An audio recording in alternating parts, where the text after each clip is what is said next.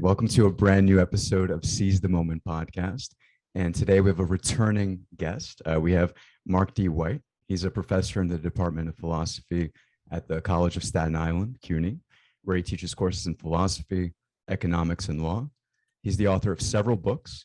A Philosopher Reads Marvel Comics' Civil War, Exploring the Moral Judgment of Captain America, Iron Man and Spider-Man, The Virtues of Captain America, Modern Day Lessons on Character from a World War II Superhero, and Batman and Ethics, as well as The Manipulation of Choice, Ethics and Libertarian Paternalism, The Illusion of Well-Being, Economic Policymaking Based on Respect and Responsiveness, and The Decline of the Individual, Reconciling Autonomy with Community, as well as over 60 academic journal articles and book chapters into intersections between economics, philosophy, and law.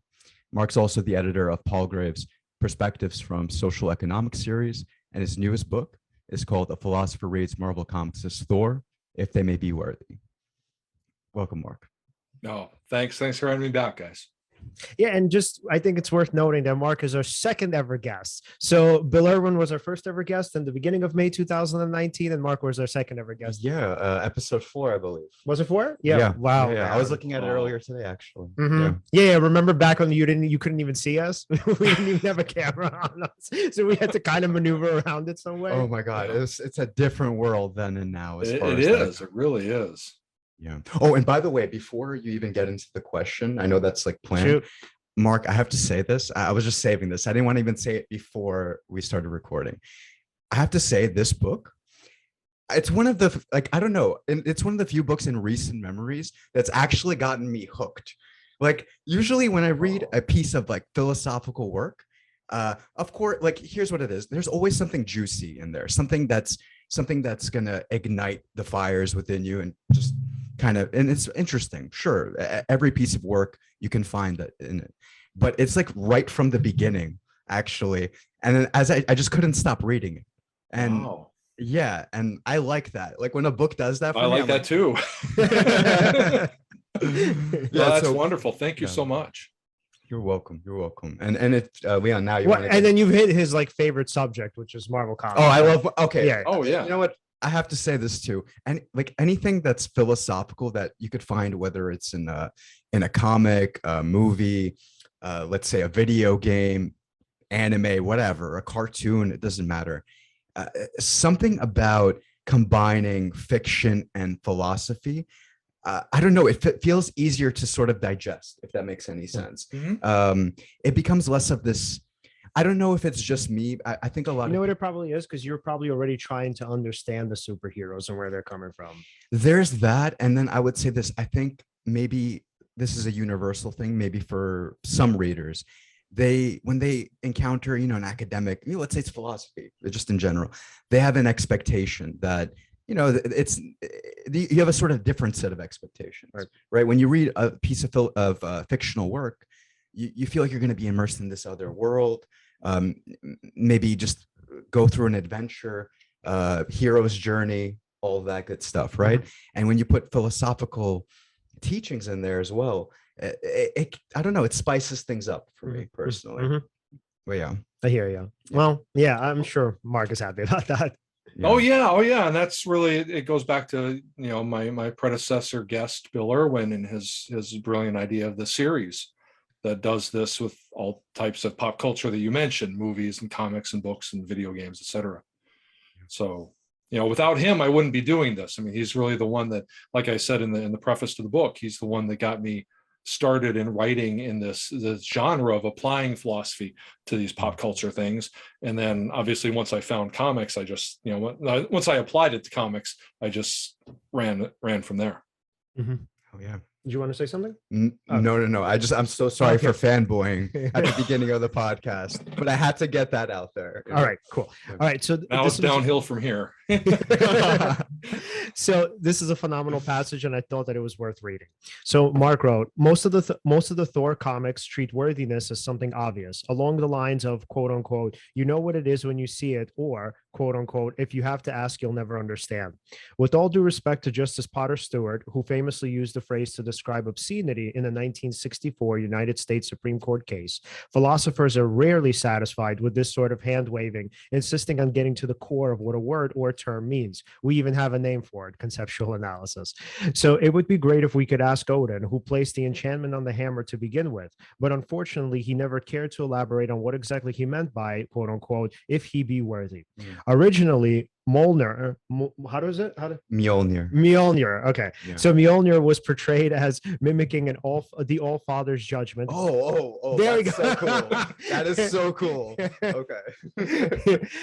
So Mjolnir was portrayed as mimicking the All Father's judgment, granting itself and the power to Thor, and the power of Thor to whomever Odin would find worthy.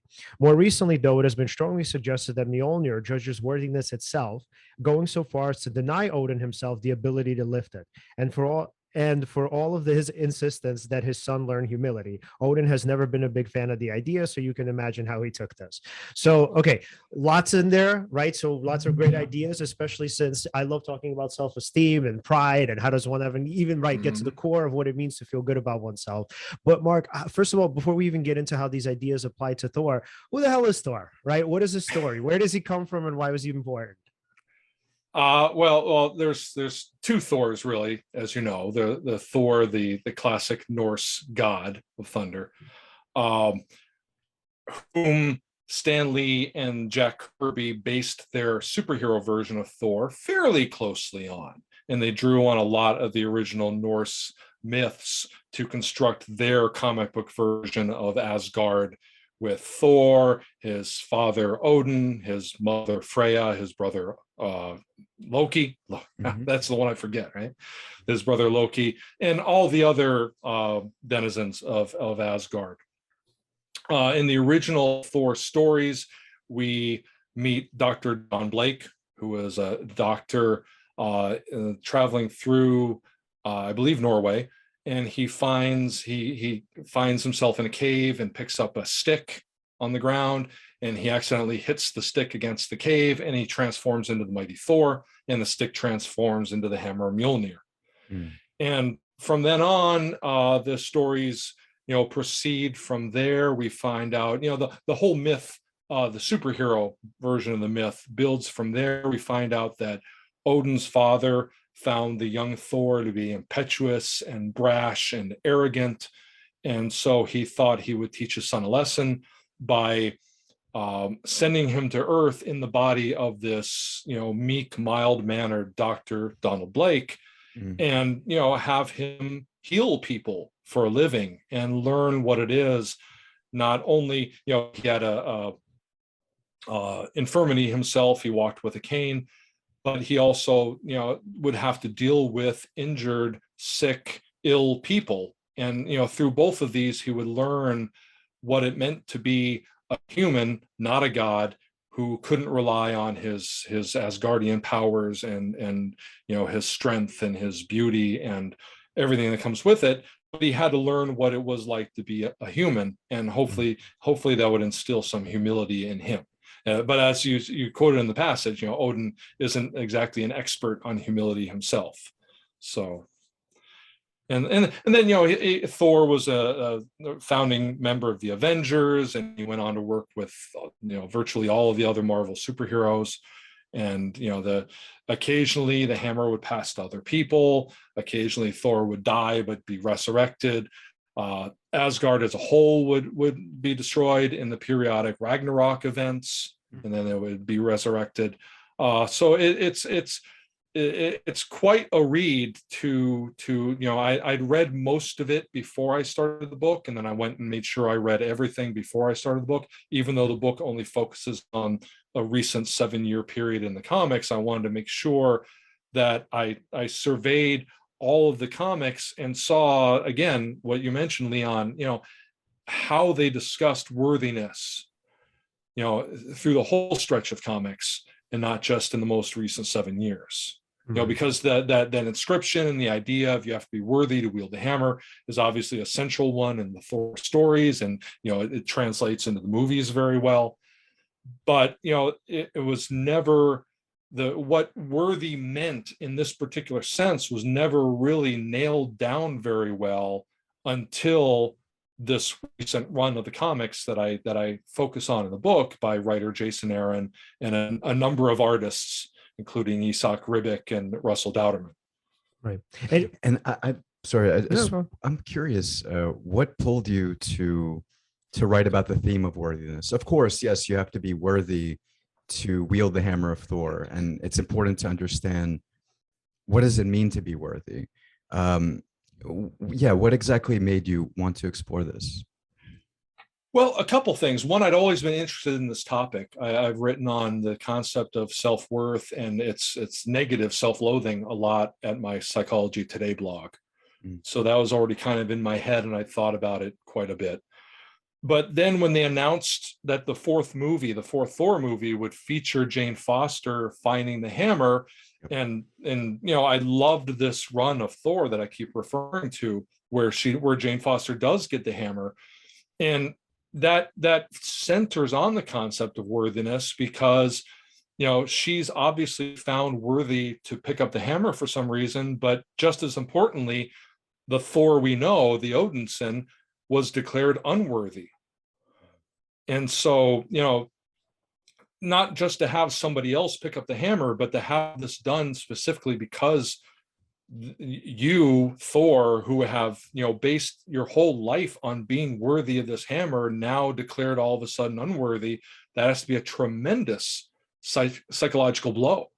Mm-hmm. And so, this kind of, all this just came together once that fourth movie was announced. And I said, wow, I love the comics where they introduced Jane Foster as Thor. It focuses on worthiness. I've thought about worthiness. Can I wrap all three of these up into a book? And I mentioned this to my editor at Ockham Publishing, and he said, that sounds fantastic.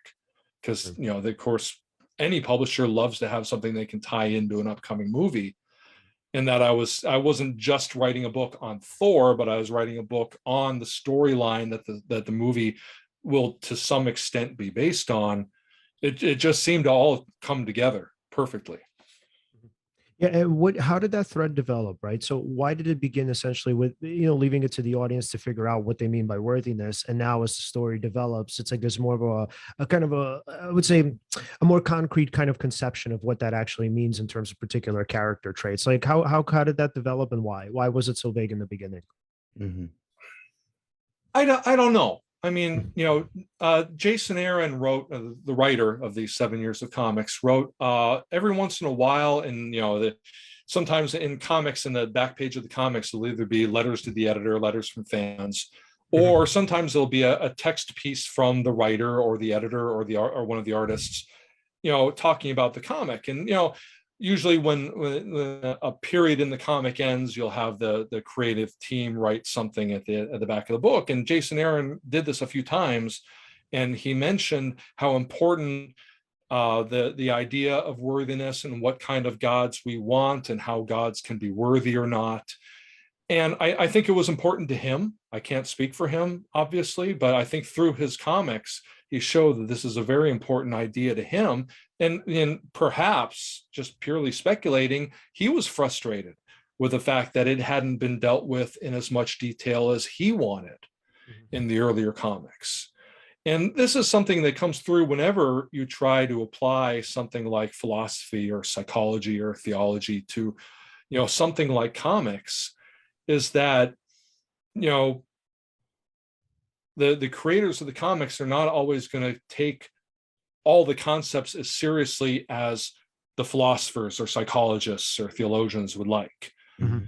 And, people ask me when I talk about, say, Batman killing the Joker, which comes up all the time. Mm-hmm. And they say, and I tie it to the trolley problem and everything. They say, do you think the writers had that in mind? And I'm like, I really don't think so. They just thought it was an interesting topic. And it was good for a story, because that's the ultimate goal with comics, is to tell a good story. And, if it had any overlap with philosophy, all the better, but, it wasn't necessarily planned. Mm-hmm. And so I imagine the original, Stan and Jack creating Thor at the beginning and writing this inscription on the hammer, just thought it was a noble thing. Okay, worthy, good. In the book, I start tracing out what worthy would mean by just tying it to virtue ethics in general, is that if you're worthy, maybe this just means you're a good person in general. And then, I narrow it down, and even in the early comics, they get a little more specific than that. But, just from a storytelling point of view, I think it was good enough just to rely on that, if you know it, you'll know it when you see it, idea of what worthiness is. You're worthy if you're good. That's Right. why when Captain America once in a while picks up the hammer, no one questions it, because he is a good character. He's a good person.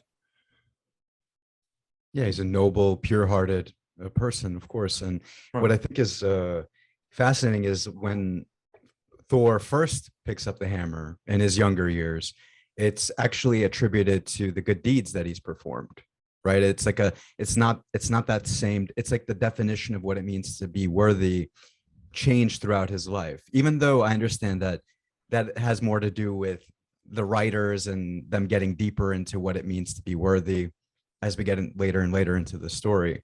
But it is interesting that you could actually think of it as, maybe at that young age, maybe, yeah, what it meant to be worthy is to do service, just to be of service, right? And that the more service that Thor performed, the more great deeds, the more he was able to lift the hammer higher and higher, eventually to the point where it became weightless, actually, which is fascinating. Yeah, it is. And then there's times throughout Thor's story where what it means to be worthy changes. Sometimes it means to, like, and Mark, if you'd obviously be better to speak on this, but there's even, I remember reading a point where there were times when he would either sacrifice himself or take actions that required no thought. And you, I believe you mentioned the Tao Te Ching and Wu Wei, the concepts in there. Could you speak on that? Well, yeah, sure. When I, even in the early comics, I'm talking about the very earliest Stan Lee and Jack Kirby comics, when they start fleshing out Thor's background and they flesh out the story. The first time they tell the story of how he actually got the hammer was in some of the Tales of Asgard backup strips in Thor. They would have these, the main story in the Thor comics would be some current day story of him fighting some supervillain or dealing with Asgard. But the backup strips often wouldn't even deal with Thor. It'd be either recasting some ancient Norse myth into this comic book world, or it would just be fleshing out their own comic book version of Asgard. And in one of the, actually, I think it was the 3-part backup story, they explain how Thor first earned his hammer. And whenever you see the young pre-Mjolnir Thor, he's always very frustrated. He says, I'm fighting all these monsters. I'm defending Asgard. I'm saving lives. I'm protecting the residents of Earth. How much more do I have to do? How much more do I have to prove? It's like the 12 labors of Hercules, but magnified by 100. Says, what do I have to do to be worthy? He keeps going home, keeps trying to lift the hammer, can't budge it. And it finally, the deed that takes him over the top is that he finds out that his loved one is in danger, and he immediately goes to her aid and offers to give his life up for her. And that's when he becomes worthy of the hammer. And they don't spell it out in exactly these terms in the comics, but you can see that obviously the bravery and the heroism is an important part of it, but it's not enough. But even in those early comics, you can see that sacrifice is needed, above and beyond what we really think is truly heroic. The concept of heroism tends to be stretched a little far these days, not for bad reason, but when we talk about wearing a mask during a pandemic, you're being heroic. Well, you're being good, you're being considerate. It's not really heroic because you're not making a tremendous sacrifice.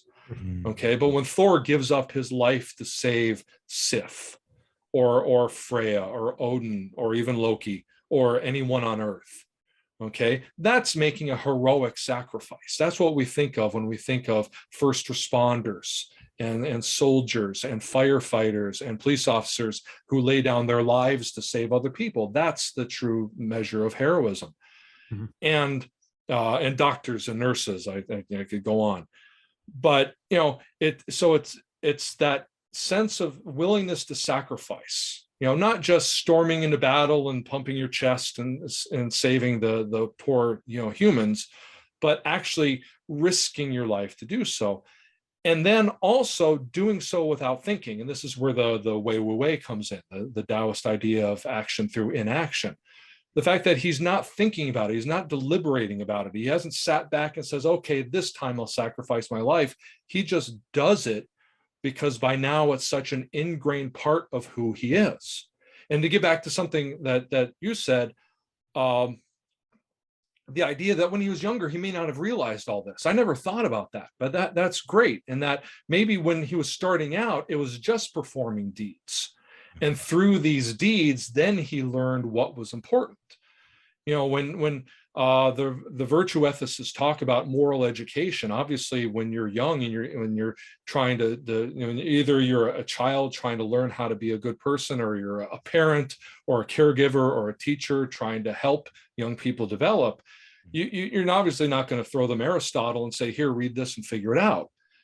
You're going to have them, you're going to teach them what you do to be good.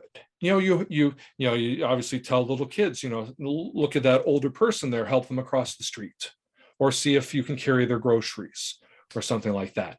Or we show them role models, and we say, look at this person you admire, and look at how they're giving to charity, or how they're supporting these causes, even though they don't have to. They're rich, they're famous, they're beautiful. They don't have to do these things, but they do them. Mm-hmm. Or you look at leaders, religious leaders, whatever, moral exemplars. And, that's an important part of moral development is before you can really own your own moral code, you copy that of people you look up to.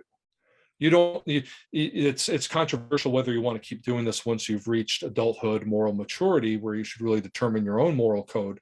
But early on, you do that. And that's what I thought of when you said, through all these deeds Thor's performing, it's really teaching by example what he has to do. And then, once he got to this point where he finally embraced it so much that he sacrificed himself without thinking, that's when he reached the point where he was considered worthy. And that's when I finally start to see a unique conception of what worthiness means in this Thor storyline, not the storyline. and that's such a good segue into the philosophy of it, because what I was starting to think about is like, okay, if he's a kid and then you have these role models, obviously hopefully your parents, and they're telling you what's right, it makes sense as to how like the hammer would respond, right? But okay, what happens now when he becomes an adult? And so in your book you focus on deontology, utilitarianism, like virtue ethics. These systems contradict one another, right? They're not all equally the same, right? I mean, sometimes you can get a conclusion which sort of fits into the same sort of framework, or to various frameworks, right? But a lot of times you're not going to get that. So when you have this hammer, what? I don't know about that. They're contradictory in kind of marginal cases. Mm-hmm. I mean, in general, I mean, this is how I look at it, at least, is that the three systems you mentioned, utilitarianism, deontology, and virtue ethics, in 90% of cases, they come to the same conclusion. Mm-hmm. Killing is wrong, hurting is wrong, lying is wrong, helping is good, but it's really on the margins where you get differences. Are all lies bad? Mm-hmm. Okay. Deontology typically says, yes. Utilitarianism would say, well, maybe some lies actually help. Mm-hmm. Virtue ethics would say, if you're a generally honest person, you'll use your judgment to decide whether a particular lie is good or not. But, they all agree that lying in general is bad. Mm-hmm. It's just on the margin, specific cases where they take into account their different bases for making these decisions. Deontology usually doesn't like to consider specific circumstances, but, utilitarianism does. Right. Yeah. So, and then I would think in terms of the hammer, right? How would we make decisions on those margins, right? Or how would the hammer then make decisions on those margins? So in terms of like Thor and being, developing character and becoming a good person, who gets to decide which system to apply when is my question, right? Is it the hammer? Is it sort of the God who created the hammer? How does that work? Well, I don't know if the hammer is really judging particular decisions. I think the reason I settle on virtue ethics as the frame to examine this is because Mjolnir is really judging character. Mm-hmm. Mjolnir's judging whether the person who wants to wield it is worthy. And that just seemed like a notion from virtue ethics more than, are you properly weighing the good and bad in utilitarian decisions, or are you following all the principles and rules that deontology would lay out? Worthiness just seems to be a more general concept that came from virtue ethics. So that's the reason I went in that direction with it. Right. I think also it would help to highlight your point, maybe if we spoke about the times where Thor was not worthy. Like what kind of character traits did he exhibit when he lost the ability to lift the hammer? Wait, and Mark, just before we go into that, can we define virtue ethics just for the audience? Oh yeah, please. Yeah. Of course. Oh, okay. Well, I'll do this in contrast to the other two, because I think people will be more familiar with the other two. Utilitarianism is the system that you make moral decisions based on the net amount of good or bad, pain or pleasure, utility or disutility created. Okay, the greatest good for the greatest number. Okay, deontology is a system that looks at the actual moral status of the act itself. So rather than saying, does a lie create more good than bad, it would say, does a lie deny anyone the respect they are owed as persons? Okay. What both of those have in common, even though they seem very opposed in that way, is that they both judge acts. They both judge decisions. They both judge actions. Where virtue ethics is usually considered separate from those because it judges the actor, it judges the decision maker themselves, and says, does this, are you a good person or not? Or do you possess the virtues? Okay, where the virtues are generally considered good character traits that contribute to living a good life. Okay, and it's all the typical ones we think of, honesty, courage, benevolence. Okay, and kind of the larger uber judgment is, our uber virtue is judgment. Okay, the ability to put these individual virtues into practice at the right time, at the right place, in the right amount, achieving what Aristotle called the golden mean. Okay, not going too far in any direction, but achieving the right amount of good action in any particular case. But just because you're an honest person doesn't mean you're honest 100% of the time. Just because you're a courageous person doesn't mean you're courageous 100% of the time. It just means that generally you have this forms part of your moral character and expresses itself in most of your action. It doesn't demand that you be perfect, but obviously if you lie all the time, you can't call yourself an honest person. Right. But if you lie once in a while for good reason or even for bad, you can still be a generally honest person.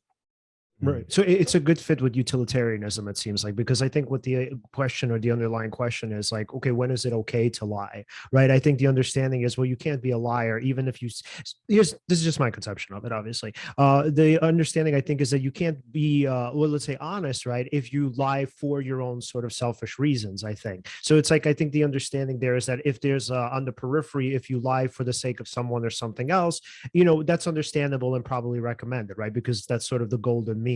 Whereas if you're lying for yourself, can you really be called an honest person? I'm not really sure. Well, yeah, I mean, that's obviously, one way to link the two. Okay. What I'm saying is that, a generally honest person can still slip once in a while and still lie for the wrong reason. I mean, we're basically talking about lying for good reason or lying for bad reason. And deontology can look at this too. Because deontology, obviously, you're considering you're considering the moral status of other persons as demanding respect and consideration. And I mean, one of the best examples from the deontological literature is, say you have a doctor who is presiding over a man who just died. And let's say he died just a horrible, painful death, suffered. And after he dies, his wife comes to see him. And his wife asked the doctor, did he suffer? What should the doctor tell her? Does the doctor have to tell you, yes, I'm afraid he was in agonizing pain for every second that he lived up until he died? Why? What good would that do? Okay, generally, of course, doctors are supposed to be honest. Doctors are supposed to tell the truth. But there's a reason for that, and that reason doesn't necessarily extend to being completely honest with a mourning wife that her husband was in horrible pain at the end of his life. Right. In other words, it is a lie to tell him, no, your husband died peacefully in his sleep. He wasn't in pain. Right. It's a lie, but it's a lie done for, like you said, for the good of others, which can be considered in utilitarian terms or in deontological terms. Mm-hmm. Okay. But even if you told a lie for a bad reason, you told a lie to get out of something you didn't want to do, the simplest case, which none of us have ever done, of course.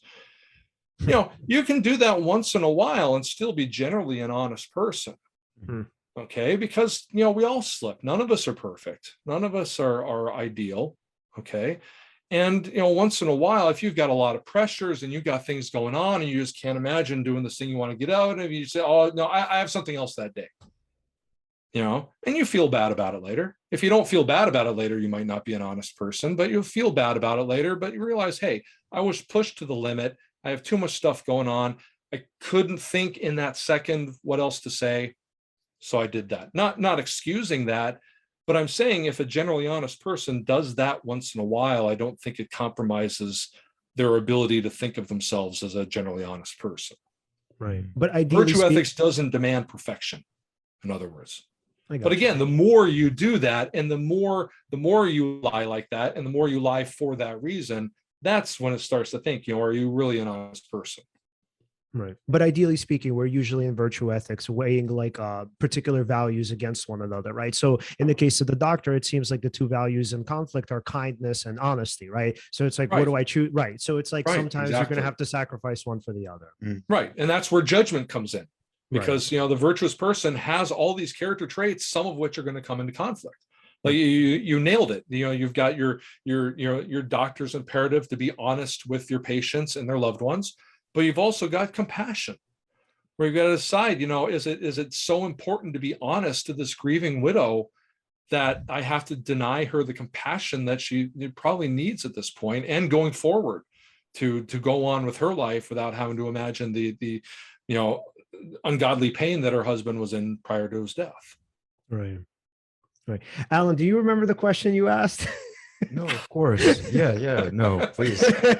No, that was an important thread to explore. Okay. 1000%. No, I was just, I wanted to sort of highlight the importance of what it means to be worthy by highlighting the times when Thor wasn't worthy. What kind of character traits did he exhibit when he lost that power, that worthiness? I respect you so much for remembering your question. Well, I mean, the main instance in which he truly lost his worthiness was in this storyline that I focus on in the book, where it all starts with him getting a whisper from Nick Fury on the moon, which comics, and we don't find out what the whisper was for several years afterwards, but he hears this whisper, his eyes get big, and he drops the hammer and he can't pick it up again. So Thor doesn't know. I mean, he knows what the whisper was, obviously, but he doesn't understand why it all of a sudden made him unworthy. And so, again, while the new Thor is taking over and playing with the Avengers and dealing with Odin and fighting villains, Thor is going through a very existential struggle to try to figure out why he's not worthy and how to become worthy again. Because it doesn't seem to be just the unthinking self-sacrifice that it used to be, because that hasn't changed. What about me has changed that I'm all of a sudden not worthy anymore? And that's where you get into the much richer conception of worthiness that Jason Aaron and his artistic collaborators developed throughout the 7 years of the comics that they created. And he really has to do a lot of soul searching and go through a lot of pain and struggle himself before he finally realizes what it means to be worthy. And part of it is, I mean, the whisper, when we finally find out what the whisper was, it was based on the first villain that Thor fights in Jason Aaron's run, who is named Gore the God Butcher, who will be in the 4th movie, played by Christian Bale. And sorry, I didn't mean that. he's just obviously been, you have actors or actresses playing different characters in different franchises and different companies. But the thought of Christian Bale doing his Batman voice as Gore the God Butcher, which may actually fit. But Gore himself is a person who his whole family was slaughtered because the gods that they worshipped weren't paying attention. They were fighting each other and they weren't paying attention to the people that they supposedly served and who worshipped them. So he decides, I'm going to kill all gods, and he amasses this great power, and he goes through the universe killing gods. And that's how Thor first becomes aware of him. But, obviously Gore doesn't think gods are, should exist.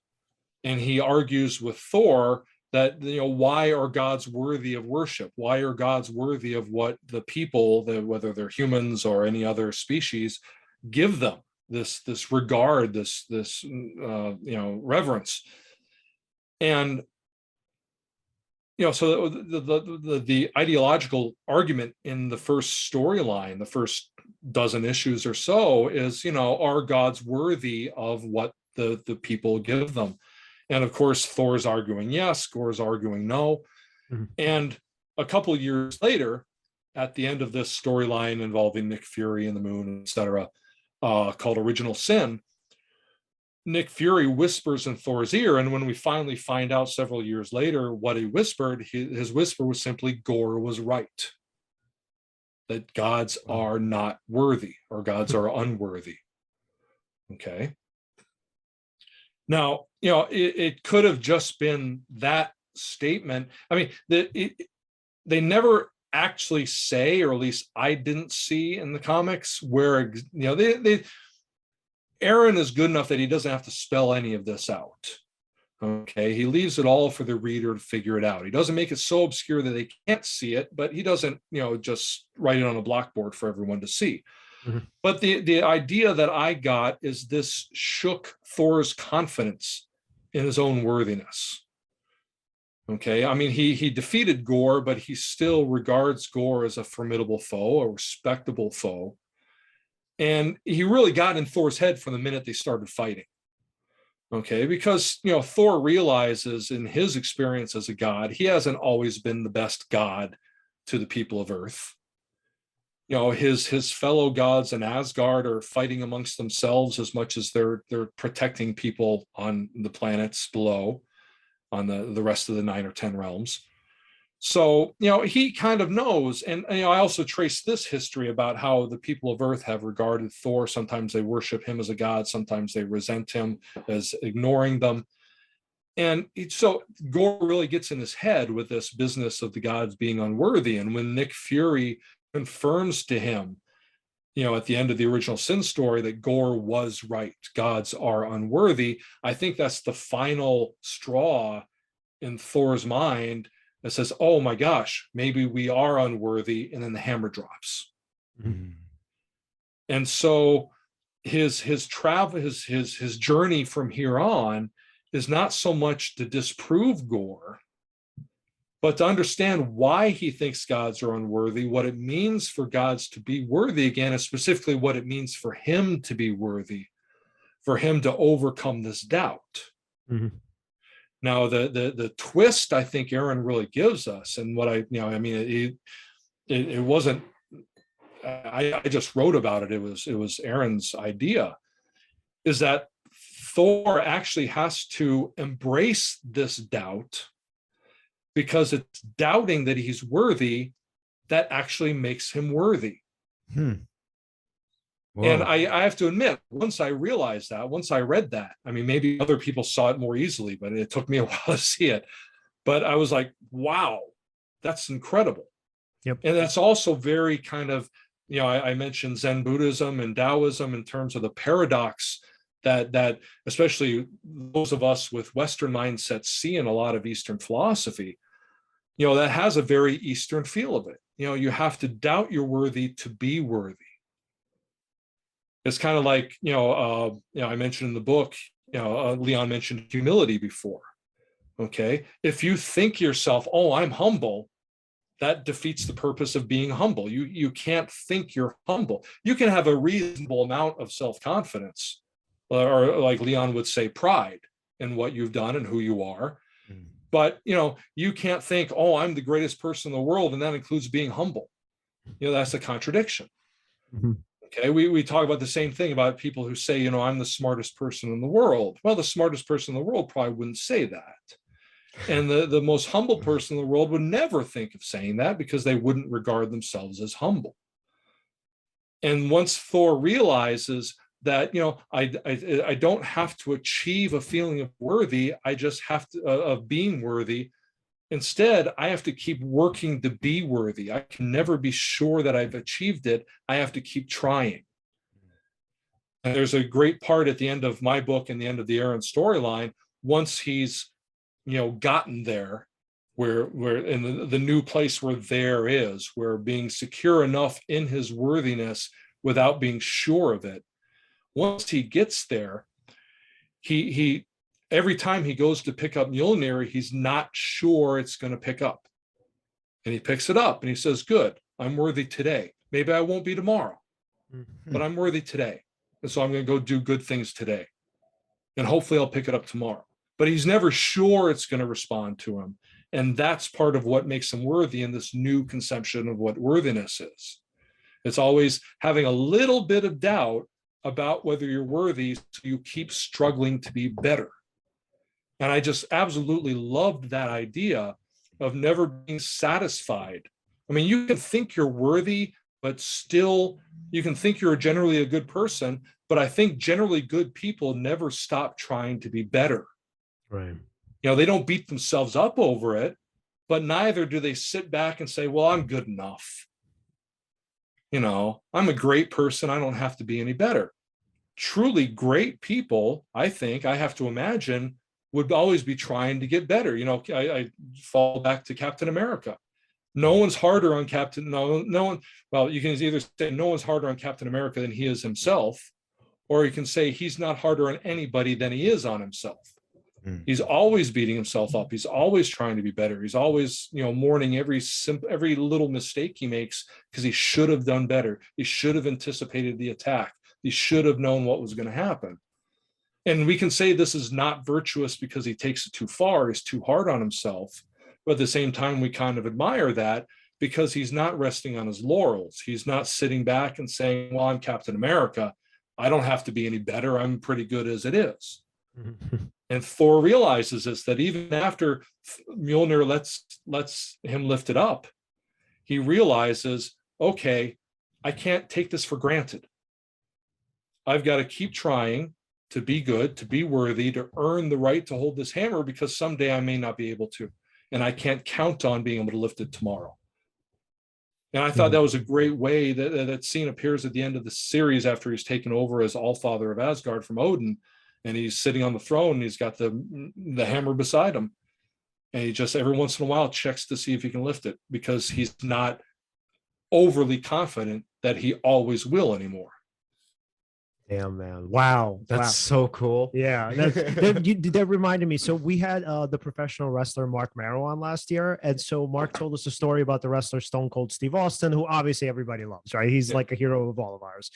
So Mark talked about Austin, and he's like, I used to he's like, all of the boys, like, once you're done with the match, you're out of here, right? He's like, you're going to get drunk, do whatever, go hang out, right? Go party. He's like, it wasn't like that with Austin, man. He's like, after he was done with his match, he would literally peek behind the curtain because he was watching the next guy's matches.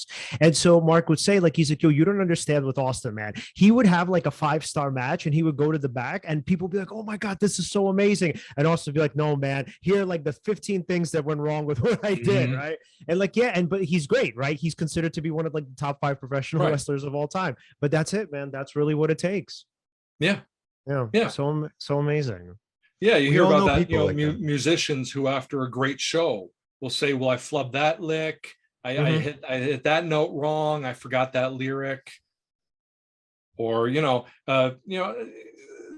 all the same thing. It's people who you think are experts and experienced and at the top of their game. They don't need to, but they're always trying to get better. They're always trying to improve, whether that's in a skill like being a wrestler or a musician or an actor, or just in more moral terms, just trying to be a good person, Right. and never being completely satisfied that you are. Yeah. Yeah. And, something I like use with my clients, an article of yours on relationships from Psychology Today, is when you say, right, and you know where I'm going with this, right? So essentially, Mark has this really great article on relationships where the idea is that you should continuously doubt whether or not your partner loves you and will continue to love you. And so the question, yeah. right. And so the question is, why would somebody want to do that, right? Wouldn't somebody want like full security in a relationship? And the answer is no, right? Because once you get that, you start to rest on your laurels and you start to think like, okay, this person's going to be here regardless of what I do because I'm so special, right? And so Mark argued in the articles that you want to stay away from that. And so the idea is not to consistently doubt the relationship or to intensify the doubt of the relationship, but to always have in the back of your mind that, yes, something could change, that maybe you'll kind of let up and then you won't be as great as you were before. And then, your partner is going to notice that. You might get like some sort of hint of that. And then if you decide still, to kind of maintain your level of, or whatever, your behaviors or, your level of inconsistency or being inconsiderate, however you kind of want to term it, then the idea is you lose the relationship. And doubt, in a way, it's sort of like the wellspring in that case. So in that sense, to well-being. So if I understand this correctly, it's like having a sort of a healthy sense of doubt to keep yourself, humble. And so this way you don't become complacent and maybe so comfortable that you'll take them for granted. Yes, maybe perform some kind of action that will paradoxically push them away by thinking everything is okay. Yeah. And that's like narcissism, right? Where the idea is like, I'm so special, it doesn't matter what I do. Right. And that's what, I mean, I've had this happen in relationships I've been in where it is paradoxical because you want to get comfortable with the person, so comfortable that you can just kind of coexist and not have to worry about, whether they're happy, whether you're, whether they could be happier or whether you could be happier. You say we're fine, but the thing is, once a relationship hits that stage, and that's a great stage, but then if people start to let their guard down, and again, this is kind of what you want, but it's also what you don't want. You want to let your guard down. You don't want to have to, worry about the, little things that might annoy your partner. But also you have to realize that, you can still annoy them, and, you don't want to let yourself go too far. Right. And, these aren't things, people get, one pet peeve of mine is chewing with your mouth open. Okay. I can't stand all the sounds from the mouth and everything, and the sights, and, so, I mean, that's a pet peeve of mine. And, so, I'm not talking about, let's say I'm with a person for a long time and she gets comfortable and she was originally chewing with her mouth closed and then she started chewing with her mouth open. That's, obviously, honey, we talked about this. Oh, I'm sorry. But it's about really, that's being considerate, and that's important. But when you start, you stop caring so much. You stop checking in with your partner every so often because you think, oh, they're fine. They don't need me to do this anymore. We're not dating anymore. We're not engaged anymore. We're in a committed relationship, marriage or not. I don't have to try as hard. And that's the point is, when you get that to that degree of complacency, I mean, a little complacency is nice because you want to be that relaxed, comfortable in the stability of your relationship. But, the complacency can go too far. Right. And then you start taking things for granted. I think that's the perfect phrase. You take things for granted, and, that could lead to, resentment, that could lead to hurt feelings, that could lead to cracks in the relationship. So if you always remember, my partner's not necessarily going to be there tomorrow. I hope so, but I better make sure I'm not doing something that would make that more likely. And so, both of you use the phrase, keep in the back of your head that, she might leave. She could always leave. And as long as I remember that, in my case, it would be a she, and, in other people's case, a he, whatever. But, you remember that, and, that it helps keep you on your toes a little bit, not walking on eggshells, but again, just on your toes, just to make sure that you're not letting things slip too much. You're not becoming too complacent. You're not taking too much for granted. Right. And we're not talking about a wholesale change to go from, okay, I'm this terrible human and I have to become someone completely different. Right. Right. Yeah. Then they're leaving. Then they're gone. Yeah. Right. And to your point, let's say you used to go out all the time with your significant other, and then all of a sudden that kind of stops. And maybe somebody who's complacent will let that, pattern take over. Now we're no longer going out. And you never know. It might be actually good to have in your head, you know what, if you're not going to do it, maybe somebody else will do it, Right. And Right. maybe then that will be, like you mentioned, sort of a wellspring for, hey, let's break that pattern again. Let's go out. Again, it'll keep you on your toes, so to speak. It's interesting. Yeah, it's a balance. It's a dance. Like it's like Yeah. going back to the golden mean, right? It's like you're sort of trying your best not to go to one extreme or the other, where you're Right. not constantly plagued by self-doubt, but you're also not completely complacent either. Exactly. Very well Yeah. said. Thank you. I And didn't know we were going to get into relationships. I'm telling you, I'm getting so many pearls of wisdom right now. It's making me think. I'm like, yeah, I should be a little more humble. And well, and then and going back to the story of Thor, right? And then so in terms of so once he figures this out, once he figures out that, okay, worthiness is not something that you constantly hold, or it's not something that's permanent, it's something to work toward, right? Well, how does this change him?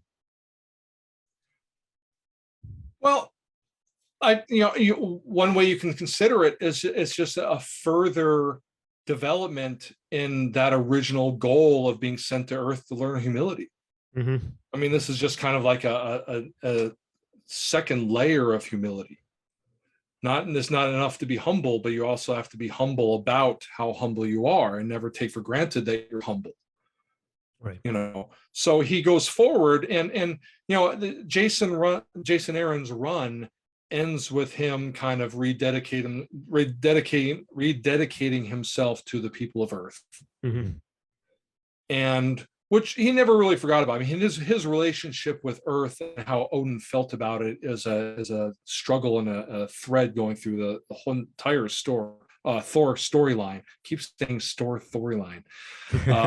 The whole thing with Thor loving Earth, loving the people of Earth, obviously falling in love with Jane Foster at one point, and Odin really resenting his dedication to the people of Earth and resenting how much he wants to be there, which is ironic because he's the one that sent him there in the first place. Though he'd been going to Earth for centuries, obviously influenced the Norse people and everything.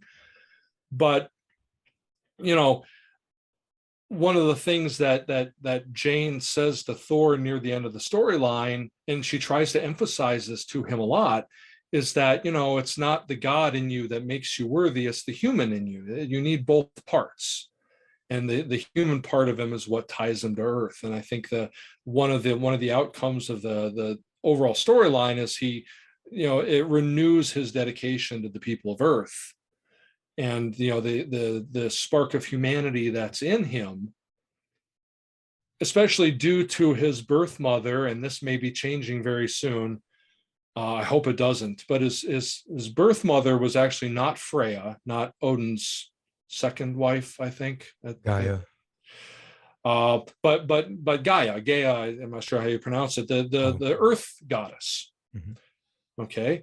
And, if I remember the story correctly from the Thor annual where all this was spelled out, I think Thor and Gaia had a child because Odin and Gaia had a child, Thor, specifically because Odin wanted him tied to Earth, wanted him to have literally a blood tie to Earth. So he would never forget his duties to the people of Earth. But it was really when he fell in love with Jane Foster and he started spending too much time on Earth because, hey, his girlfriend lives there. That's when Odin starts saying, okay, pull back. You're Prince of Asgard. You've got to learn how to reign. Not reign like the god of thunder, but reign as the presumptive heir apparent to the throne of Asgard. And so I think like, again, to get back to the end of the storyline, I think that's part of what Thor learns from this is, he's got this new appreciation of what it means to be worthy. He's no longer confident he's going to be able to lift Mjolnir every time he tries. And this, like I said, this keeps him from becoming complacent. It keeps him from becoming cocky. and just assuming he's going to be worthy forever, that he thought, once I earned that hammer, I'll never lose it. Now he knows he might lose it. So he's got to be careful to make sure he's worthy of it every day. I think that's the most important takeaway from the story. Wow, I love that. And it's like, if you think about it, right, this is sort of, on the one hand, what you're seeing is that it's so difficult to deal with that uncertainty, right? To sort of not know who you actually are, right? Am I a good person? Am I a smart person? Am I valuable? Do I have something to kind of offer, right? But then on the other hand, right, you actually technically don't really have to worry about those labels, because if the idea is never to get to some like kind of ultimate end where you're always those things and that's it, right? You kind of put a button on it and that's who you'll always be. If there's no like grand ending, so you don't have to actually worry yourself too much about it, because there's like, again, with narcissism, it's delusional. If you ever think you're any of those things, you really aren't. So it's, again, on the one hand, it's difficult to deal with the uncertainty of it, of whether you are or aren't these things, but on the other hand, you can also kind of let it go. Yeah, because again, it's this gold mean, this middle ground. You can have a reasonable level of confidence that you're a good, worthy person, but just at the same time have a little bit in the back of your head that you could be better. That you can't stop trying to be good. In other words, being good takes effort, and you can never stop that. When Kant wrote about virtue, he called it strength. But when he wrote about it, he said, if you stop working on it, you lose it. Right. Which is basically the same way of saying you can't take it for granted. Okay, so you can both be confident in your general, like you'll use it, Stone Cold Austin. I'm sure he knew he was great, but that didn't stop him from keep trying to improve. Yeah, absolutely. I know nothing about wrestling, but I think that's a great example. Same here. He's the wrestling fan. Yeah. So it's interesting, because he's like the Marvel person. So when I have any questions about comic books, like he's the guy I go to. Yeah.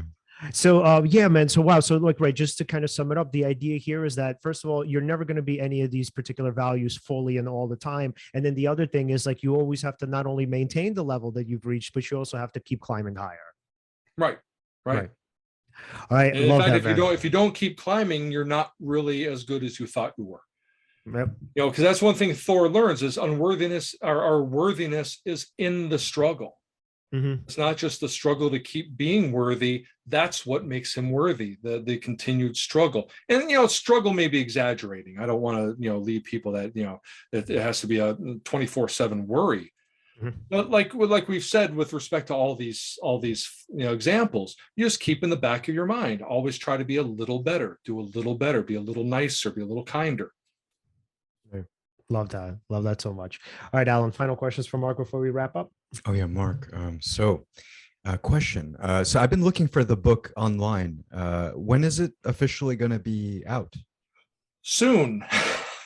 So that's all I know. I mean, definitely. I want to buy it so badly. I was looking for it. I saw actually, maybe too much information. I apologize. I saw an email exchange between the both of you, and then you asked for a copy of the book. And I saw your response, and I thought, okay, I want to buy the book. I'm not going to say what the response was. It's like, yeah, like we're just giving the book for free, huh? Something like that. Yeah, but, he was joking. Of course. Well, I mean, the book should be in production soon. All the issues with the proofs and editing have been taken care of. And hopefully, I don't know if it's going to be available digitally before print or if they're both going to come out at the same time. But I know the publisher wants it out as soon as possible. Yep. We've resolved all the issues with editing, so I hope it'll be out, like I said, soon. That's all I know.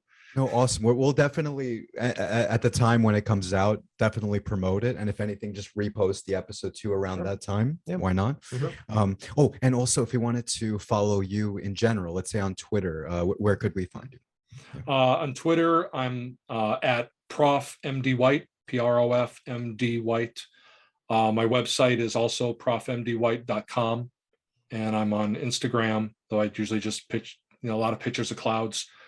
Again, just at Prof. MD White. I hear you. Awesome. Mark, thank you so much for coming on, man. Thanks for having me on again, guys. This was great. Absolutely, man. We'll talk to you soon. Thanks, man. All right, take care. Bye. All right, that was one of your favorites, awesome. I assume. Look at me. I just cannot stop smiling. So everybody, if you want to follow us, you can follow us at Seize the Moment Podcast on Facebook, Instagram, and TikTok. and at C's_podcast on Twitter. Like, subscribe, hit the bell. And guys, be on the lookout for the book, A Philosopher Reads Marvel Comics' Thor, If They Be Worthy. We'll definitely repost about it in the future. But again, thanks for watching and see you next time.